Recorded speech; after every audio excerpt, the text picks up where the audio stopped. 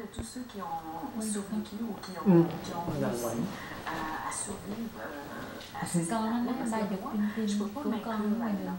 J'étais trop jeune, donc c'était très facile, je n'avais pas de choix à faire. Mais quand on a 31 ans, ou 34 ans, ou 41 ans, comme mes parents ou mes tantes, de prendre la décision de partir, ça c'était réellement une décision, c'était très difficile. Moi, j'ai juste suivi mes parents. Alors que. Je ne veux pas avoir l'âge de mes parents quand c'est tout ça. Parce que quand je regarde en arrière, aujourd'hui, maintenant que je suis plus vieille que mes parents à cette époque-là, je me dis, mais je n'aurais jamais le courage de prendre cette décision-là, de partir. Donc, quelque part, j'ai une admiration pour eux, un respect inconditionnel pour eux et plus spécifiquement ma famille parce que je connais leur histoire, je connais leurs défis personnels, je vous dirais, et leur grandeur aussi. Et puis de l'autre côté, mais c'est parce ils m'ont on est un peu égoïste et égocentrique peut-être parce qu'on aime ceux qui nous aiment énormément. Et mes tantes et mes oncles m'ont appuyé à chaque pas, je vous dirais. En fait, ils me traçaient le chemin avant. Pour me dire, bon, voici tous les chemins que tu pourrais prendre. Et je me souviens encore, ma tante aussi, dont le mari étudiait à Princeton et tout ça, dont son rêve, c'était que j'aille étudier aux États-Unis. Et j'étais au secondaire, au tout début du secondaire 1 ou 2, toute jeune encore, mais elle me préparait déjà pour aller dans une grande université. Et parce qu'elle dit, pour elle, c'était déjà trop tard. Mais pour moi, c'était possible. Donc, et c'est drôle parce que tout dernièrement, je suis invitée à aller à Harvard et tout ça. Et je ne lui ai pas annoncé encore, mais elle serait la première à être tellement heureuse que finalement, je mets mes pieds dans une grande université parce que je n'ai pas fait le choix d'aller étudier aux États-Unis. Je suis restée ici et étudier en français. Je voulais vous parler de la peur. Et ça je me réfère à quelque chose que vous avez dit. Vous avez dit tout ce qui survient après avoir eu peur, parce qu'on a peur de mourir, en fait, c'est la grande peur, c'est extraordinaire. Oui, mais je pense que c'est plus que la peur de mourir, hein, parce qu'on ne sait pas c'est quoi mourir quand on a 10 ans. Je pense que mes peurs à ce moment-là étaient minuscules. C'était peur de ne pas revoir ses parents, par exemple, ou peur de faire pipi, tout simplement dans le fond du bateau. Peur de... C'est ça, des choses assez absurdes à ce moment-là. Mais quand on a 10 ans, ces peurs-là étaient énormes et immenses et monstrueuses. Mais le mot mourir était très loin, ou sinon très théorique. Je pense encore aujourd'hui, tant qu'on n'a pas connu la mort, je pense pas qu'on puisse savoir exactement qu'est-ce que ça implique ou qu'est-ce que ça veut dire. Mais je suis née, peut-être aussi parce que j'ai été élevée dans une culture de peur. En fait, on fait peur aux enfants. Et moi, personnellement, je suis née très faible, physiquement, psychologiquement et tout ça. Donc, j'avais peur de tout. Vraiment. Même peur de juste me lever la main dans la classe. Et donc, tous mes choix sont motivés par la peur, je vous dirais. Et c'est toujours presque des... c'est un peu comme quand j'ai sauté en parachute. Quand j'ai sauté de l'avion, j'étais sûre que j'allais mourir. Mais il fallait sauter parce que j'avais plein d'amis en bas, puis j'aurais trop honte de revenir avec l'avion, je ne peux pas sauter. Donc j'ai sauté, mais je suis toujours certaine que c'est la dernière fois, c'est le dernier moment. Donc, mais en même temps, parce qu'on pense toujours que c'est le dernier moment, la minute qui précède est nécessairement extraordinaire. Et tout ce qu'on voit devient intensifié parce qu'on pense toujours que la prochaine minute est la dernière. Ouais. Et donc, dans ma tête, encore aujourd'hui, avant de venir, je me suis pressée et tout ça pour nettoyer la cuisine et tout. Et mon mari est arrivé, il me dit, mais tu laisses, tu pars, puis on s'occupe du reste.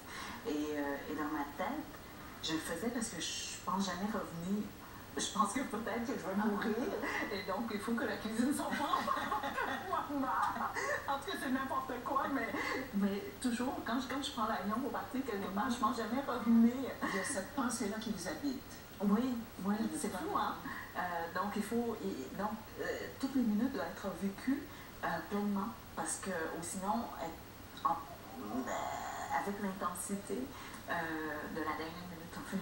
Quel est votre rapport avec l'argent aujourd'hui? Vous avez parlé de ce fameux restaurant boutique que vous avez eu, de votre incapacité de faire des calculs et du fait que vous étiez toujours au bout de vos ressources.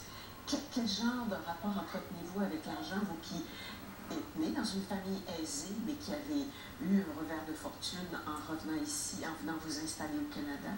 Aujourd'hui, vous êtes comment? C'est très drôle, hein, parce que après, grâce à cette période de grande pauvreté-là, où on n'avait vraiment pas de sous, où j'ai tellement désiré les framboisines qui se vendaient une cent chaque, là, je ne sais pas si vous vous en souvenez, mais des petites framboisines à une cent chaque, puis des popsicles aux bananes à 5 cents ou à 25 cents, je m'en souviens plus, j'ai tellement désiré ces affaires-là dans ma vie que c'est drôle aujourd'hui, après avoir survécu ça, j'ai plus peur de ne pas avoir d'argent.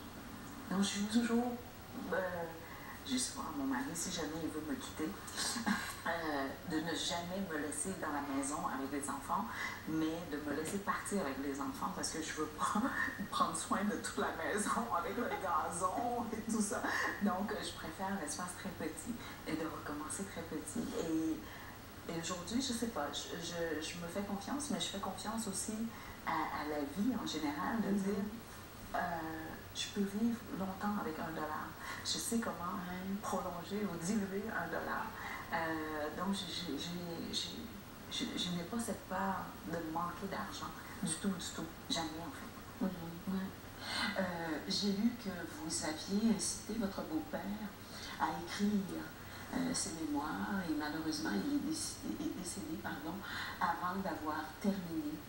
Et vous avez le sens de la pérennité des choses et la volonté que vos enfants, vos petits-enfants, les gens de votre famille connaissent d'où vous venez et ce que vous êtes.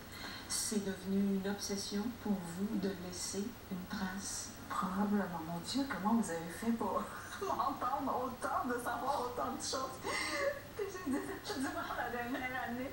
C'est déstabilisant. Mais c'est drôle, ouf. Je regrette jamais rien. En fait, j'ai été élevée à ne jamais regretter. En fait, ma mère a dit, soit tu le fais, soit tu ne le fais pas. Si tu le fais, tu l'assumes. Si tu ne le fais pas, tu l'assumes aussi. Et il ne faut jamais vivre avec les regrets. Parce que ça nous tire vers en arrière au lieu de nous propulser vers l'avant. Mais j'ai un seul regret. Et c'est le regret de ne pas avoir écrit Rue avant le décès de mon beau-père.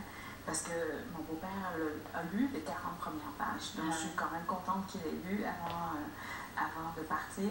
Et parce qu'il était mon premier fan. Et il a voulu que j'écrive depuis tellement longtemps que je regrette de ne pas l'avoir fait pour lui. Et quelque part, je pense que je l'ai terminé pour lui.